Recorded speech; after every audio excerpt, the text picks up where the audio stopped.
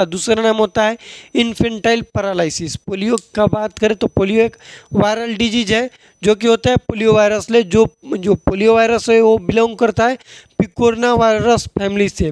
Polio 3 types के होते हैं, टाइप 1, टाइप 2, टाइप 3। ये जो पोलियो है मोस्ट कॉमन देखने के लिए मिलता है चिल्ड्रन में, लेस देन 5 साल वाले बच्चे में। टाइप 1 मोस्ट कॉमन है। नमस्कार दोस्तों, नर्सिंग के इस यूट्यूब चैनल पर आप सभी का स्वागत है। आज के वीडियो में हम लोग पढ़ने वाले कम्युनिटी हेल्थ नर्सिंग का कम्युनिकेबल डिजीज जिसका नाम है पोलियो। इस वीडियो में हम लोग जानेंगे पोलियो क्या होता है, होने का कारण क्या है, मेन इंपॉर्टेंट चीज़ पोलियो का होता है पैथोफिजियोलॉजी वो जानेंगे, इसके टाइप्स को जानेंगे, पोलियो को साइन एंड सिम्टम्स जो कि अलग अलग स्टेजेस पर देखने के लिए मिलता है वो चीज़ें जानेंगे, पोलियो का डायग्नोसिस जानेंगे और मैनेजमेंट किस तरीके से किया जाएगा वो चीज़ को जानेंगे। हालांकि एक चीज़ आप लोग को बता दे पहले कि पोलियो जो है ये जो डिजीज है इसको इरेडिकेट कर दिया गया है, मतलब जड़ से रूट से कबार कर इसको बिक दिया गया है, लेकिन इसका वायरस अभी भी प्रेजेंट है। ठीक, इसको आप लोग याद रखिएगा। इसको पोलियो की बात करें तो पोलियो को पहले लिखिएगा, it is also known as infantile paralysis. कैसा है? इन्फेंटाइल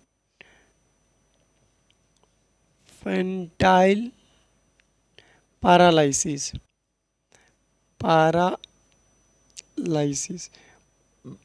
पोलियो को इन्फेंटाइल पैरालिसिस भी बोला जाता है। उसके बाद लिखेगा कि it is the viral disease, it is अ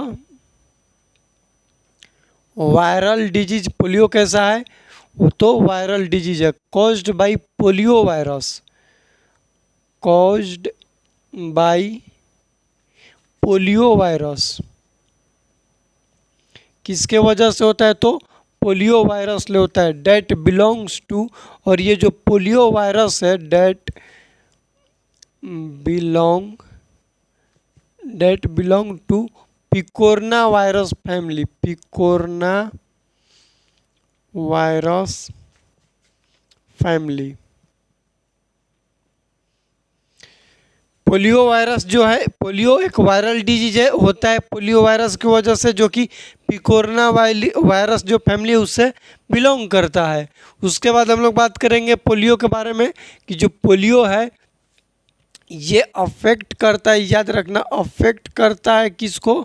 तो सेंट्रल नर्वस सिस्टम को। और इन्वॉल्व किसको करता है?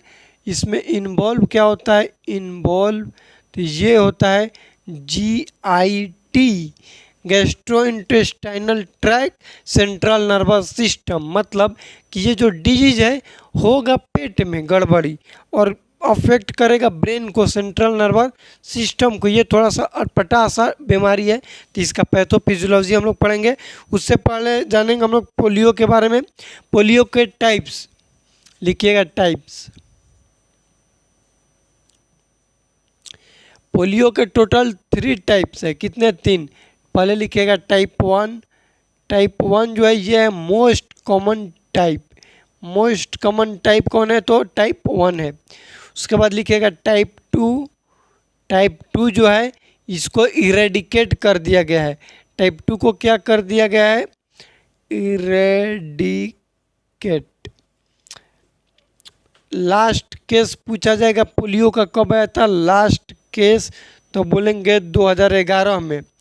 उसके बाद डिक्लेयर पोलियो फ्री कब कर दिया गया था? डिक्लेयर तो वो किया गया था 2014 में।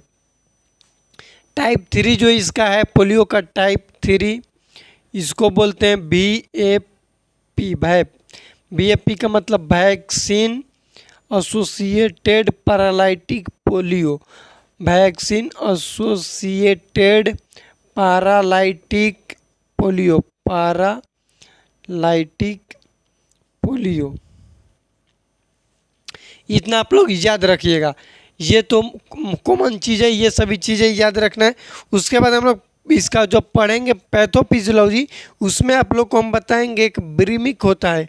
ब्रीमिक क्या होता है ये बताएंगे।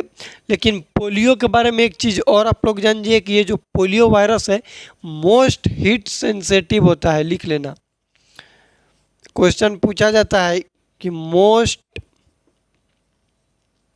हीट सेंसेटिव वायरस है।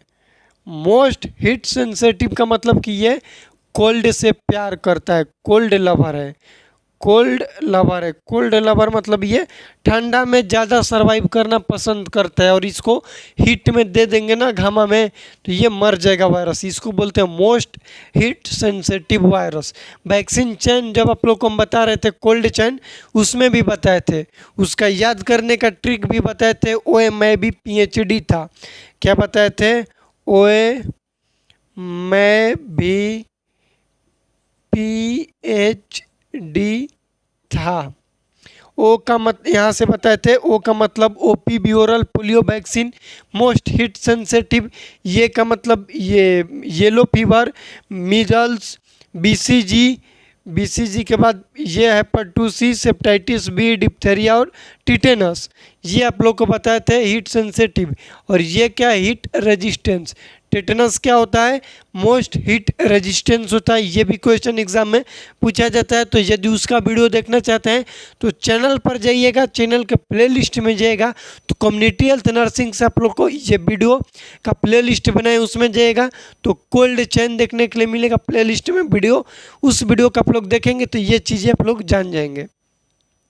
ये हो गया मोस्ट हीट सेंसिटिव। नेक्स्ट चीज़ लिखिएगा, इसका इम्पोर्टेंस जो है वो है पैथोफिजियोलॉजी। पैथोफिजियोलॉजी बीमारी होता कैसे है? तो ये इंटर होता है एलिमेंट्री कैनाल से। कहाँ से इंटर होगा?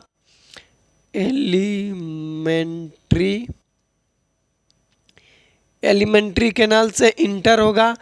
उसके बाद लिम्फ नोड को अफेक्ट करेगा, लिम्फ नोड को अफेक्ट करेगा। उसके बाद बिरिमिक स्टेज आता है, बिरिमिक स्टेज। उसके बाद आता है नर्वस स्टेज, नर्वस स्टेज। ये फर्स्ट स्टेज, ये सेकेंड, ये थर्ड, ये फोर्थ। एलिमेंट्री कैनाल मतलब थ्रू ओरल, मान लो कि ओरल कैविटी से क्या किया, बैक्टीरिया इंटर किया, अफेक्ट करेगा लिम्फ नोड को, जिसमें कराएगा लिम्फ एडिनोपैथी। लिम्फ एडिनोपैथी मतलब कि लिम्फ नोड को अफेक्ट करके उसके साइज को बढ़ा देगा। मोस्ट कौन? तो cervical lymph node, cervical lymph node. और यहाँ इसको लिखिएगा, उसमें उसके लिखे यहाँ पर लिखिएगा पोलियो में कि ये मोस्ट कॉमन होता है चिल्ड्रेन में। मोस्ट कॉमन किस में होता है? चिल्ड्रेन में पोलियो देखने के लिए मिलता है, लेस देन 5 ईयर्स वाले में देखने के लिए मिलता है। यदि एडल्ट में देखने के लिए मिले पोलियो तो उसको बोलते हैं post polio syndrome, PPS, post polio syndrome, यदि एडल्ट में होगा तो। और चिल्ड्रेन में मोस्ट कॉमन होता है। यहाँ तक लिखकर फिर रहिएगा पैथोफिजियोलॉजी पर। पोलियो वायरस ओरल कैविटी से इंटर किया, लिम्फ में गया, near by cervical lymph node को अफेक्ट किया, उसको किया लिम्फ एडिनोपैथी। उसके बाद क्या होगा? पोलियो वायरस ब्लड में जाएगा। कहाँ पर जाएगा? ब्लड में जाएगा। और ब्लड में इंटर होने के प्रोसेस को बोलते हैं ब्रीमिक स्टेज। याद रखना, इंटर इनटू ब्लड, यहाँ पर लिख रहे हैं इंटर इनटू ब्लड। ब्लड में इंटर होगा जिसको हम लोग क्या बोलते हैं? Viremic stage. और ब्रीमिक स्टेज में कौन आएगा? Primary viremic, primary viremic. और प्राइमरी ब्रीमिक क्या होगा? ये जाना चाहेगा सेंट्रल नर्वस सिस्टम में जाना चाहेगा, लेकिन सेंट्रल नर्वस सिस्टम में जाने के लिए ब्लड ब्रेन बैरियर है जिसको प्राइमरी ब्रीमिक ये पार नहीं कर सकता है, उसमें नहीं घुस सकता है, बोल सकते हैं क्रॉस नहीं कर सकता है। याद रखना, जो प्राइमरी ब्रीमिक है सेंट्रल नर्वस सिस्टम में नहीं जा पाएगा, क्योंकि वहाँ पर ब्लड ब्रेन बैरियर जो है उसको क्रॉस नहीं कर पाता है। तो ये प्राइमरी ब्रीमिक कन्वर्ट होगा किस में? सेकेंडरी ब्रीमिक में, सेकेंडरी ब्रीमिक में। और प्राइमरी ब्रीमिक को सेकेंडरी ब्रीमिक में कन्वर्ट होने के लिए काम करते RES, reticulo endothelial system, reticulo endothelial system. ठीक, उसके बाद ये क्या होगा, सेकेंडरी ब्रीमिक चल जाएगा, ब्लड ब्रेन बैरियर को क्रॉस कर जाएगा। सेकेंडरी ब्रीमिक क्या करेगा, ब्लड ब्रेन बैरियर को क्रॉस करके सेंट्रल नर्वस सिस्टम में जाएगा। तो अब आगे लिखिएगा यहाँ पे देखे कि क्या होगा हम लोग का सेंट्रल नर्वस सिस्टम में। तो सेंट्रल नर्वस सिस्टम में न्यूरॉन्स को अफेक्ट करेगा, न्यूरॉन्स को क्या करेगा, डैमेज करेगा, डैमेज। और न्यूरॉन्स को डैमेज करेगा तो न्यूरॉन्स में क्या चीज़ होते हैं, निजल्स ग्रेनुअल्स होते हैं, निजल्स ग्रेनुअल्स, निजल्स ग्रेनुअल्स ये होते हैं जिसको हम लोग प्रोटीन भी बोलते हैं कि न्यूरॉन्स का प्रोटीन होता है निजल्स ग्रेनुअल्स। निजल्स ग्रेनुअल्स को अफेक्ट करके क्या करेगा, क्रोमोलाइसिस कराएगा, क्रोमोलाइसिस कराएगा। ये जो न्यूरॉन्स है सेंट्रल नर्वस सिस्टम में ब्रेन और स्पाइनल कॉर्ड जो दोनों आते हैं, दोनों को कराएगा, ब्रेन एंड स्पाइनल कॉर्ड। थोड़ा सा समझा देते हैं, लिख लेने दो तो डिटेल में समझाएंगे। ये क्रोमोलाइसिस कराएगा, क्रोमोलाइसिस कराने के बाद से कराएगा एपीएफ। एपीएफ का मतलब एक्यूट फ्लैसिड पैरालिसिस, लिख लेना, एक्यूट फ्लैसिड पैरालिसिस। क्यों कराएगा ये एक्यूट फ्लैसिड पैरालिसिस, क्योंकि यहाँ पर एंटेरियर हॉर्न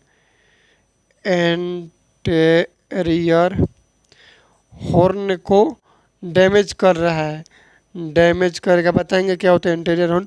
एंटेरियर हॉर्न को डैमेज करने की वजह से क्या होगा, मोटार मूवमेंट जो है, मोटार मूवमेंट ये गड़बड़ हो जाएगा।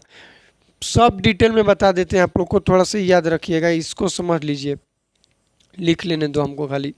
चलो पैथोफिजियोलॉजी हम लोग अब जानते हैं, जितना लिखना था समझाने के लिए लिख दिए। पोलियो का पैथोफिजियोलॉजी बताएं कि 4 फेजेज में होता है, पहले ये जानेंगे। पोलियो का पैथोफिजियोलॉजी 4 फेजेज में होता है। फर्स्ट फेज है एलिमेंट्री कैनाल, सेकंड फेज है लिम्फ नोड, थर्ड फेज है ब्रीमिक स्टेज, फोर्थ फेज है नर्वस स्टेज। फर्स्ट फेज है एलिमेंट्री कैनाल, मतलब एलिमेंट्री कैनाल बोलते किसको है, तो ओरल कैविटी से लेकर एनस तक, रेक्टम तक जो हम लोग का वो पाइपलाइन है, जिसको डिस्टेंस बोल सकते हैं, उसको बोलते हैं हम लोग एलिमेंट्री कैनाल। एलिमेंट्री कैनाल में मान लो कि बैक्टीरिया जो है, वायरस जो है, पोलियो वायरस ओरल कैविटी से इंटर किया, मुंह में इंटर किया, लिम्फ नोड में गया, लिम्फ नोड को जाकर अफेक्ट किया, उस लिम्फ नोड के साइज को बढ़ा दिया, जिसको बोल दिया लिम्फेडिनोपैथी। ठीक, यहाँ तक तो क्लियर। कौन से लिम्फ नोड को अफेक्ट किया, तो बोलेंगे सर्वाइकल लिम्फ नोड को, ये भी ठीक है।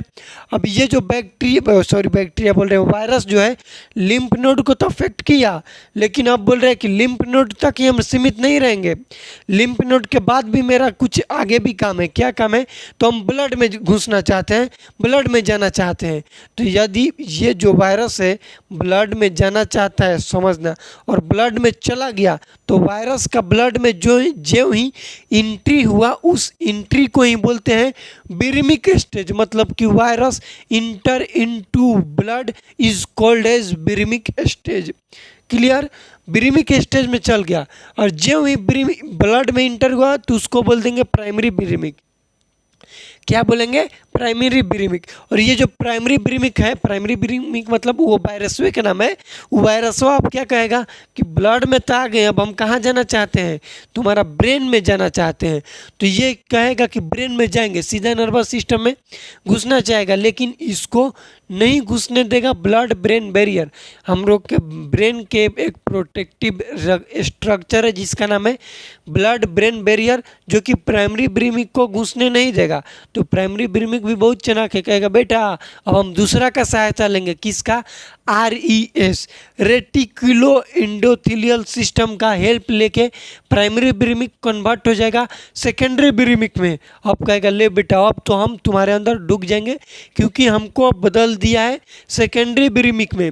और ये जो सेकेंडरी ब्रीमिक है ब्लड ब्रेन बैरियर को क्रॉस करके पहुंच जाएगा सेंट्रल नर्वस सिस्टम में, और सेंट्रल नर्वस सिस्टम में दो ऑर्गन आते हैं, ब्रेन और स्पाइनल कोड। तब ये जो वायरस है ब्रेन और स्पाइनल कोड तक पहुंच गया है, तो अब जितना भी डैमेज करेगा, अफेक्ट करेगा, ब्रेन और स्पाइनल कोड को अफेक्ट करेगा। तो यहाँ पर लिखे हैं ब्रेन और स्पाइनल कोड के किसको अफेक्ट करेगा, तो उसके न्यूरॉन्स को अफेक्ट करेगा। मान लो कि स्पाइनल कोड को अफेक्ट कर रहा है तो उसमें उसके न्यूरॉन्स को अफेक्ट कर रहा है, निजल्स ग्रेन्यूल्स को अफेक्ट कर रहा है, वहाँ पर क्रोमोलाइसिस करा रहा है, जिसके वजह से देखने के लिए मिलेगा एक्यूट फ्लैसिड पैरालिसिस। यहाँ पर लिखे हैं एंटेरियर हॉर्न डैमेज। ये क्या होता है एंटेरियर हॉर्न और क्या होता है पोस्टेरियर हॉर्न, इसको समझिएगा।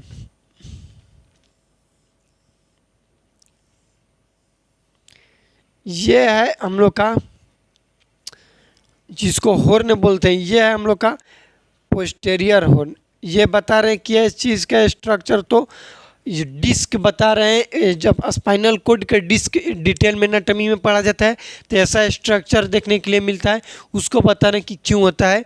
ये है पोस्टेरियर हॉर्न, पोस्टेरियर हॉर्न।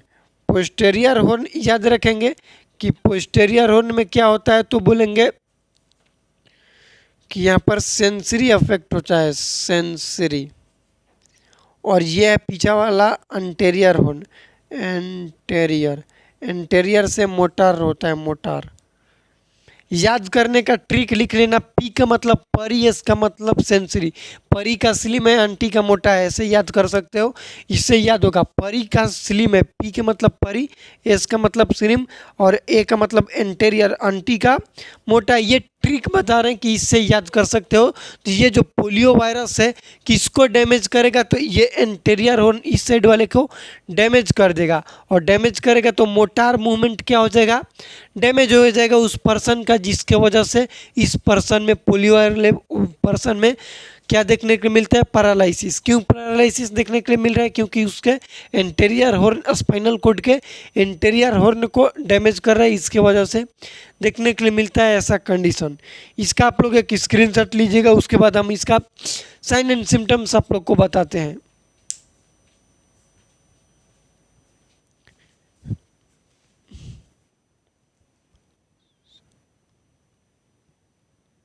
चलिए अब हम लोग पोलियो का साइन एंड सिम्टम्स जानेंगे। साइन एंड सिम्टम्स पोलियो का दो फेज में देखने को मिलता है, बोल सकते हैं कि दो स्टेज होता है। एक होता है इन अपीरेंट स्टेज जो कि मोस्ट कॉमन होता है, 90 to 95% होता है। एक होता है अपीरेंट स्टेज जो कि 5 से 10% होता है। इन अपीरेंट जो है वो एसिम्टोमेटिक होता है, अपीरेंट सिम्टोमेटिक होता है। अपीरेंट में चार चीज़ें देखने को मिलता है, एबॉर्टिव स्टेज देखने को मिलता है, एक्यूट एसेप्टिक मेनिंजाइटिस पर एक्यूट पैरालाइटिक एसेप्टिक मेनिंजाइटिस देखने को मिलता है। उसके बाद देखने को मिलता है पैरालाइटिक जो सिंड्रोम है वो। उसके बाद एक रेयर होता है, वो चीज़ें जानेंगे। पहले देखिएगा साइन एंड सिम्टम्स, हेडिंग देंगे क्या चीज़, साइन एंड सिम्टम्स। फर्स्ट लिखेंगे इन अपीरेंट स्टेज। इन अपीरेंट जो है ये क्या है, 90 to 95% होता है। तो ये क्या हो जाएगा, मोस्ट कॉमन होगा, जो कि क्या है, इसमें पेशेंट एसिम्टोमेटिक रहता है, एसिम्टोमेटिक।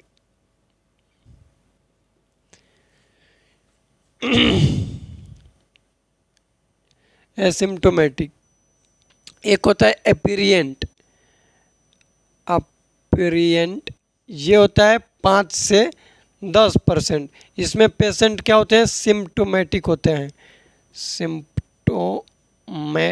होते हैं। ठीक, अब इसमें अलग अलग इसमें साइन एंड सिम्टम्स देखने को मिलते हैं, वो चीज़ पढ़ेंगे। फर्स्ट होता है एबॉर्टिव, एबॉर्टिव जो कि 4 से 6%, 4 से 6% देखने के लिए मिलता है। एक होता है acute aseptic meningitis, aseptic meningitis. एक होता है paralytic encephalopathy, paralytic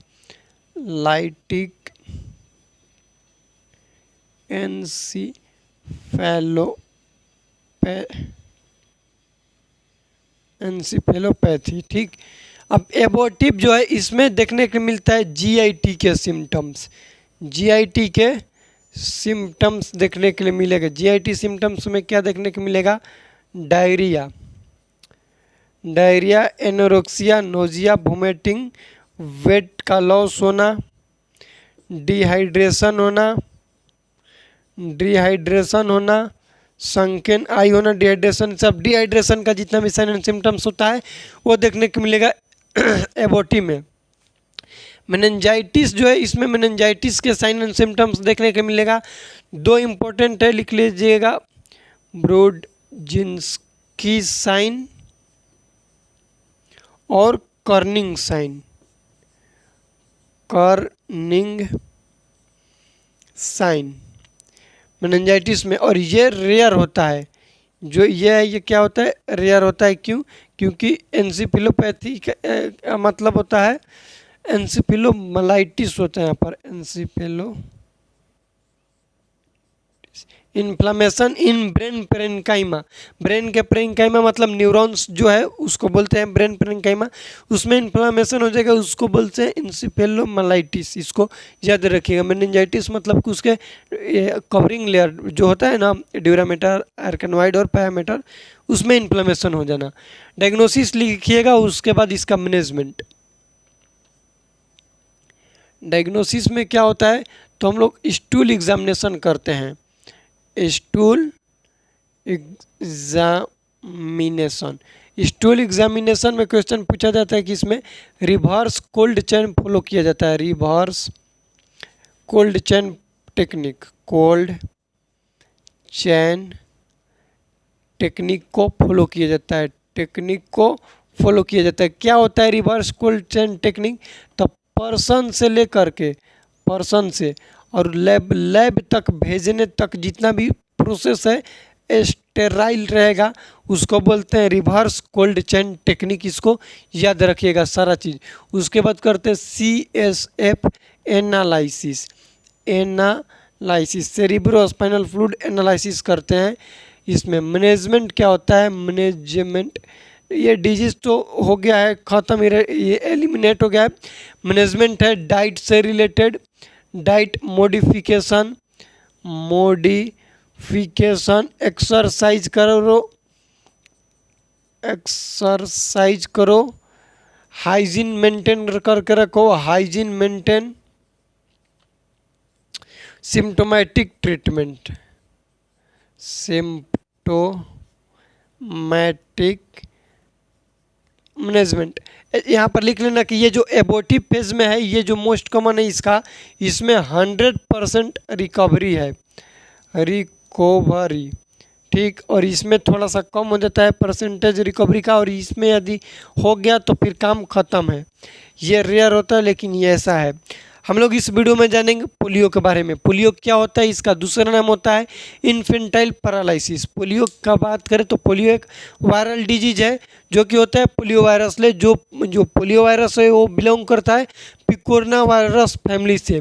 polio 3 types के होते हैं, टाइप 1, टाइप 2, टाइप 3। ये जो पोलियो है मोस्ट कॉमन देखने के लिए मिलता है चिल्ड्रन में, लेस देन 5 साल वाले बच्चे में।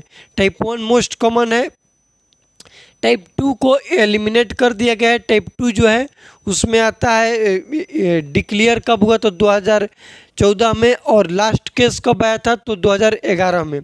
उसके बाद टाइप 3 के वैप बोलते हैं, वैक्सीन एसोसिएटेड पैरालाइटिक पोलियो। उसके बाद जाने पैथोफिजियोलॉजी ऑफ पोलियो। उसके बाद हम लोग जाने sign and symptoms. Sign and symptoms में जाने इनअप्रियंट फेज और अप्रियंट फेज। इनअप्रियंट फेज जो है मोस्ट कॉमन होता है, इसमें पेशेंट एसिम्टोमेटिक रहता है, 90 to 95% होता है। अप्रियंट फेज में 5 से 10% ही रहता है, लेकिन पेशेंट इसमें सिम्टोमेटिक रहता है। अप्रियंट फेज में भी 3 गो क्लासिफिकेशन है, एबॉर्टिव, एक्यूट एसेप्टिक मेनिंजाइटिस और एंसेफेलोमाइलाइटिस।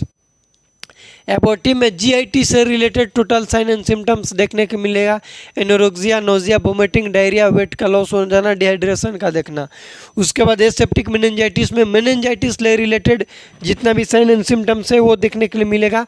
और जो एंसेफेलोमाइलाइटिस है इसमें ब्रेन पेरेन्काइमा में, तो ये अल्टर्ड हो जाएगा और पैरालिसिस देखने के लिए मिलेगा। खास बात यह है कि पोलियो जो डिजीज है इसको एलिमिनेट कर दिया गया है, लेकिन इसका वायरस अभी भी प्रेजेंट है। एक अभियान चला था 2 बूंद जिंदगी के लिए। पोलियो जो वायरस इसमें ड्रॉप दिया जाता है, 2 ड्रॉप दिया जाता है, 2 ड्रॉप दिया जाता है, जिसका अभियान था 2 बूंद जिंदगी के लिए। क्या? 2 बूंद